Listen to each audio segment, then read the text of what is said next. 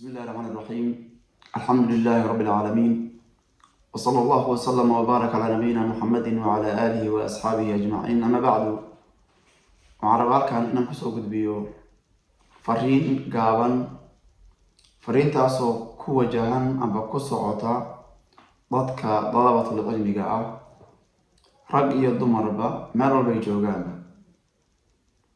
فرين تاسو waxay aad u anfacaysaa oo aad uga faa'iideysanaya qofku Ilaahay waafajiyo subxaanahu wa ta'ala dalabatul cilmiga. Dalabatul cilmigu markay cilmiga Ilaahay baranayaan subxaanahu wa ta'ala waxaa ku gedaaman ama ku hareereysan waxyaabo aad iyo aad u fara badan, waxyaabahaasoo naftooda xaggeed uga imaanaya, shaydaan xaggiina uga imaanaya, dad ku hadlaya afka shaydaanka xaggiina uga imaanaya. Marka waxaan rabaa insha allahu tacaala fariintaanu inay u noqoto dhiirigelin oo ay ku sabraan wanaagga iyo khayrka ay ku jiraan iyo barashada diinta iyo kor u qaadidda iyo caamiridda xalaqaadka cilmiga ah inay ku sabraan ay dulqaataan ayaan doonaya insha allahu tacaala. waxyaabaha ku gedaaman in fara badan oo dalabatul cilmiga soo wajahaya amba ila kulmayaan waxaa ka mid ah in la soo waco saaxiibadood soo wacaan amba ehelkooda qaar ka mid ay soo wacaan oo ay ku yidhaahdaan war adigu weli ma waxaad dul fadhidaa masaajidkii miyaad fadhidaa oo weli ma kitaabkii iyo qamiiskii aad gashan tahay, war facaa waxbay qabsadeeno guri bay dhisteeno way guursadeeno saan bay yeeleeno waxyaabaha adduunya ah ayaa miskiinkii lagu furaya. saraya marka qaar in qalbigiisii waxaas ay ku wareegayaan. facaa gaari buu yeeshay, goormaad gaariyada gaari doontaa? facaa guri buu dhistay, adiga goormaad guri dhisa doontaa? facaa way guursadeen, goorma adiga guursan doontaa? waxyaaba noocaas.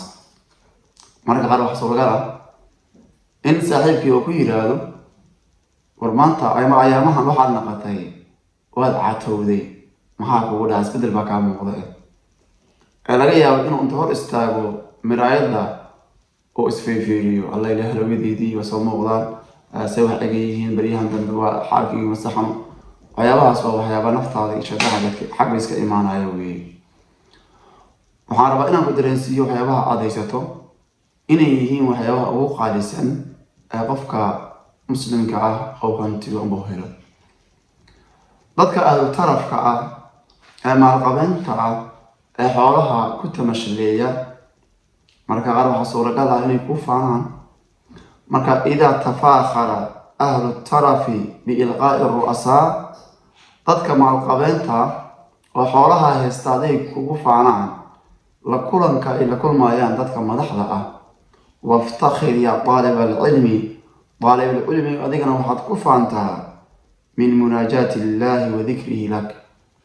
مناجاتك يلا كوديدا يلا فقيدا إلهي سبحانه وتعالى إيو لشريد إلهي سبحانه وتعالى الله شريسه سيدو كلا وذكره لك إلهي سبحانه وتعالى حسكيسا أو أديك حصايو من ملأ الأعلى ملأ الصلاة إيو ملائكة أكتو حسيتانك أديك حصايو كفان. الله سبحانه وتعالى القرآن كله يهي فاذكروني أذكركم. حصى أنه وإذن حصى يهي سيدوك الله سبحانه وتعالى حديث القدس وكله يهي من ذكرني في نفسه ذكرته في نفسي ومن ذكرني في ملأ ذكرته في ملأ خير منه. أفرس الله يقول سبحانه وتعالى أفكي حصى oo aniga naftiisa iga xusa anna waan xusayaa oo nafteyda ayaan ka xusayaa. qofkii xusa aniga jamaaco dhexdood igu xusa anigana waan xusayaa jamaacadiisa ka khayr badan dhexdood ayaan ku xusayaa. xadiidka asaga ah muttafaqun calayh waa min xadiidi abi hurayra radiyallahu ta'ala anhu. marka hadday kugu faanaan adiga la kulanka dadka madaxda ah ay la kulmayaan, adigana waxaad ugu faantaa la koodida iyo la faqida Ilaahay subhanahu wa ta'ala aad la faqayso iyo xuska Ilaahay subhanahu wa ta'ala adiga ku xusaayo naftaada u sheeg. إذا تفاخر أهل الطرف بالسياحة hadday kugu faanaan tamashleyn iyo dalxiisid iyo magaalo ka degid iyo wareeg hadday kugu faanaan waxaad ugu faantaa yacni istifaadada aad ka faa'iidaysanayso dadka culummada ah iyo yacni weheshiga dadka culummada ah aada weheshanayso kuwa nool iyo kuwa dhintay oo aada weheshanayso ugu faan weeye oo kuwa nool waa la yaqaana qaabka loo weheshado kuwa dhintayna waxaa loo weheshadaa in siradooda la akriyo kutubtoodii la dul fadhiisto kitaabkii la akriyo haddii sheekha kitaabkiisa aad akrinayso imaamka kitaabkiisa aad kala rogayso aad akrinayso wuxuu ka dhigan yahay imaam aada la faqayso ood la joogto kuu sheekaynayo oo ku hadlayo masaa'il fara badan aad ka faa'iidaysanayso ayuu ka dhigan yahay weeye ولهذا الإمام الذهبي عليه رحمة الله في سير أعلام النبلاء مجلد كطمانات مركو ترجميني إمام كالليلاد يحيى ابن يحيى الليثي رحمه الله يحيى ابن يحيى الليثي وعرضيدي الإمام مالك يكبي جاي إمام مالك أصبح لجوغا وحلقة إمام مالك فقليا أيا وحا صومر مساجد كأكتيسا مرودي با صومر مركاسا ضدك لما وي استاغين وحي بذكر إن مرودي هكا صومري أي داودان ويفيريا قال مساجد بنانجيس آذائي قال عبابات استاغي قال داقلا كفيريا يحيى الليثي نفدغيسي كموسى استاغي مركاسا على الإمام مالك وحكو يري من أنت؟ رادو كما تاي حاجات سكتي من بلدك أو بلدك أيوة كبير مركاسه اسكو شيء يعني مقع عيسى هي بلدك وكذا وشيء مركاسه وحكو يري ما في رسد أو سيدتك وبحان أو مروديك وضاوانا يعني ما تستاك أو أنا مروديك وداوتي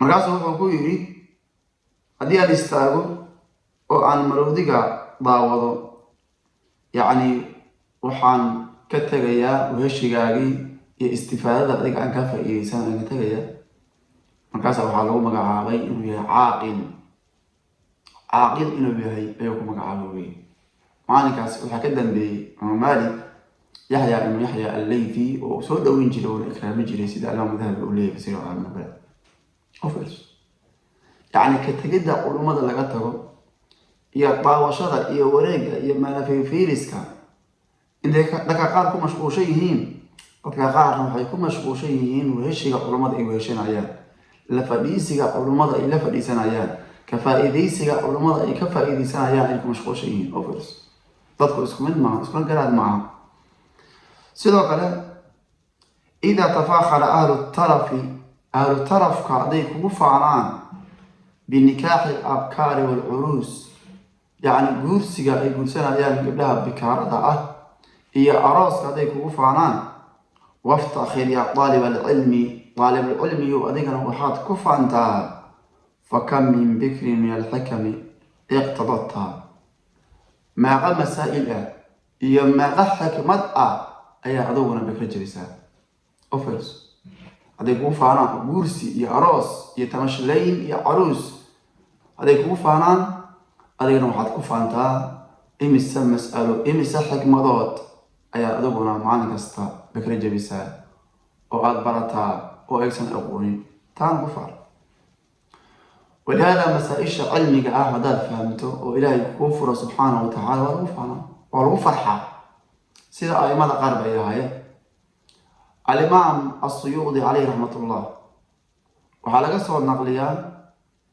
in haddii uu fahmo mas'ala min masaa'il alcilmi hadduu fahmo wuxuu qaadanayo warankiisa iyo gaashaankiisa u qaadanayo markaasuu intuu banaanka u baxo ayuu boodboodaya isagoo ku faraxsan mas'alada uu faa'iidaystay adigana ku farax masaa'isha aad baranayso habeen iyo maalin isagana ku faano howlaha uu gacanta ku hayo adduunyadiisa sidoo kale إذا تفاخر أهل الطرف بالاحتفالات hadday kugu faanaan ixtifaalaadka iyo xalfada dhigasho iyo wax cunid hadday kugu faanaan waftakhir biljuuci wa khushuunati alcayshi waxaadna ku faantaa baahida iyo cunada qalalan ee aada cunayso ku faan sababtu waxay tahay لأن شر الوعاء يملأ ابن آدم بطنه. ويل أو بوحيو ابن آدم كوحا شربا على شيسا، كما قال النبي عليه الصلاة والسلام: ما ملأ آدمي وعاء شرا من بطنه. نبي عليه الصلاة والسلام حليه آدمي مبوحيو ويل شرا كشربا من بطنه على شيسا ويل كشربا ابن آدم مبوحيو. أفرس أخرجه الترمذي، حديث كعسكا وعصو صار الإمام الترمذي. marka ibn aadamka waxa uu buuxiyo waxa uu sharbadan calooshiisa. marka waxa la fada aaday amba aroosi aaday amba cunid oo u baxay waxa uu qaaday waa calooshiisii inuu soo dharjiyo weey. adigana baahida iyo cunada qalalan ee aad cunayso xalaqaadka aad ku sabrayso fadhido taa ku faan weey. nabiga calayhi salaatu wasalaam waxaa soo maray 2 bilood gurigiisii aan dab laga shidaynin oo timirta iyo biyaha oo cabal iyo soo maray. ofers sidoo kale إذا تفاخر أهل الطرف أنهم معروفون بالتواصل الاجتماعي. هذا يكون فعلا ذاتك أهل الطرف كأني معروفين كيهين ولغيق عن السوشيال ميديا يما لها ذاك يكون حريران. وافتخر أنك معروف عند أهل السماوات والأرض وأهل الخير والفضل. وعطف أن تعدينا وأدنفت هذا أشيكا إن المعروف كتاهي ولغيق عنه وأيكو يقعنان ملائكة إلهي سبحانه وتعالى ذاتك أهل خير كعلماء ذاتك فضلاء إنكو يقعنان وشاك ونفت هذا أشيك ريوي. معايا النبي عليه الصلاة والسلام هو شيء حديث أو صحيحنا يا الإمام الألباني في السلسلة صحيحة وحولي هاي قفك هذا يرادو الحمد لله ولا إله إلا الله والله أكبر هذا يرادو سبحان الله ولا إله إلا الله والله أكبر هذا يرادو قفك أو تصبيح صدو تصبيح أو تصبيح صدو مركي أفكي سكاد ماتو ويبحيسا markii ay baxdo waxay aadaysaa samaawaadka iyo carshiga Ilaahay subhanahu wa ta'ala agtii. markaas ay carshiga Ilaahay ku dul wareegaysaa ayagoo guuxaysa sida shinnida markii ay guurayso ay u guuxdo oo kale ayadoo u guuxayso ay dhaqaaqaysaa. oo maxay ku guuxaysaa? qofka erayadan ku soo hadlay ee kalimaadkan afkiisa ay ka soo baxaan magaciisa ayay ku dhawaaqaysaa. markaas ay carshiga Ilaahay subhanahu wa ta'ala agtii iyo hareerihii ku guuxaysaa weey. sidoo qofka saas u wado oo maalin walba u akhrinayo ahlu samaawaadka way garanayaan. markaas markay codkiisa maqlaan waxay leeyihiin waa fulaan waa hebel, codkaan waa codkii hebel amba codkaan waa codkii heblaayo weeye soo daayay. marka adina adkaarta akhritaankeeda iyo tasbiixda Ilaahay subhanahu wa ta'ala mashquulka aad ku tahay naftaada oo sheego weeye. intaas ayaan insha Allah ta'ala jeclaystay inaan la wadaago. والله سبحانه وتعالى أعلى وأعلم بالله التوفيق. السلام عليكم.